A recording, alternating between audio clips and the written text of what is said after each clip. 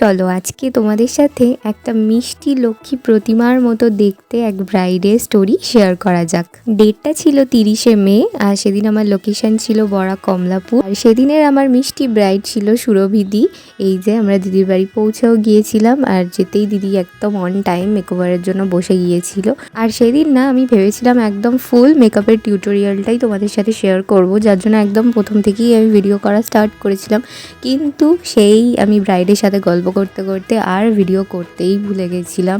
দিদি সেদিনকে একদমই আমারই করা এক ব্রাইডের লুক আগে থেকে আমায় দেখিয়েছিল আর বলেছিল যেটা তোমার ভালো লাগবে যদি আমার ফেসে যায় তাহলেই তুমি তাই করো। তো আমি সবটাই প্রায় আমার মনের মতোই লুকটা দিদিকে দেওয়ার চেষ্টা করেছিলাম।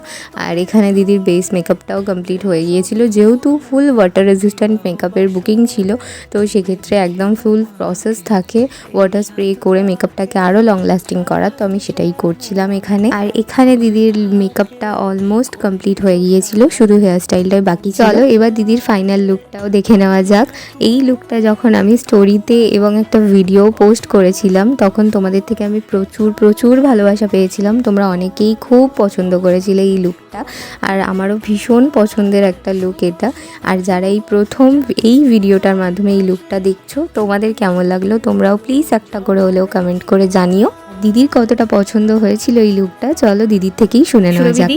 বলো আজকে আমার কাছে এই রিসেপশন লুকটা নিয়ে কেমন এক্সপিরিয়েন্স হলো? দারুণ, এত পছন্দ হয়েছে জাস্ট আমি আনবিলিভেবল, একবার ফ্যাবিউলাস টাইপের, এত সুন্দর, আমি তো এক্সপেকটেশনের বাইরে সুন্দর হয়েছে।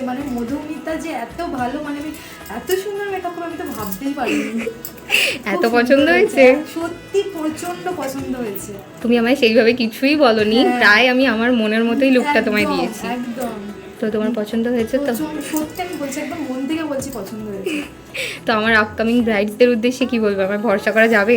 আমি তো বলবো যে একেবারে চোখ বন্ধ করে ভরসা করা যাবে। সব কিছুই আমার থেকে জানা হয়েছে, কিন্তু এতটাই নিখুঁতভাবে করেছে যে জেনে আমার থেকে জেনে যায় ভালো লাগছে কিনা, তারপরে তার নিজের মতো আরও কোনটা ভালো লাগতে পারে সব কিছুই সাজেস্ট করবে। এত সেটাও যে ভালো লাগবে কিনা সেটাও জিজ্ঞাসা করবে। সত্যি আমি বলছি একেবারে চোখ বন্ধ করে বিশ্বাস করা যাবে। Thank you so much. সুরভিদির মুখের হাসিটা তো দেখেই তোমরা বুঝতে পারছো যে দিদি কতটা খুশি হয়েছিল। আর তোমরাও যারা আমার কাজ পছন্দ করো আর নিজের স্পেশাল ডেতে আমার কাছেই এরকম সুন্দর একটা লুক পেতে চাইছো, তোমরাও তাড়াতাড়ি আমার সাথে কন্ট্যাক্ট করে নিজের ডেটটা বুক করে নাও।